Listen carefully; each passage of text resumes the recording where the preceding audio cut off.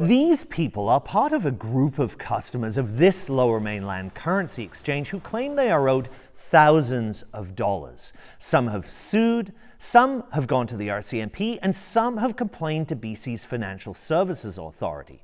Bottom line, they say, they want their money back and they want someone to help them.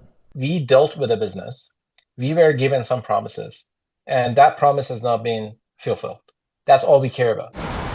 The business is called VanX Currency Exchange. VanX's president told CBC he's promised to pay the company's outstanding debts by July and says he's cooperating with an ongoing RCMP investigation. He blames the company's problems on a bitter court battle between himself and his co-founder and current unrest in Iran. The story of VanX was one of success. The two partners started the company in 2019 to transfer money between Iran and Canada. That could be complicated because sanctions prohibit Iran from the global financial messaging system. The company grew from 1 employee to 14, earning revenues of more than $1.7 million. But by 2024, court documents claim disagreements left VanX deadlocked, paralyzed, and unable to function. A judge issued a so-called shotgun sale order, basically forcing the sale of the business from one partner to the other. But while the stalemate between owners ended, debts outside allegedly mounted. I visited their Coquitlam branch multiple times. In his lawsuit, Masoud Ghorbani claims he transferred $21,000 from Iran in November, but has only received $6,000 of that so far. And during, those visits, I saw other customers who said, they also had the paid money, but hadn't received their payout.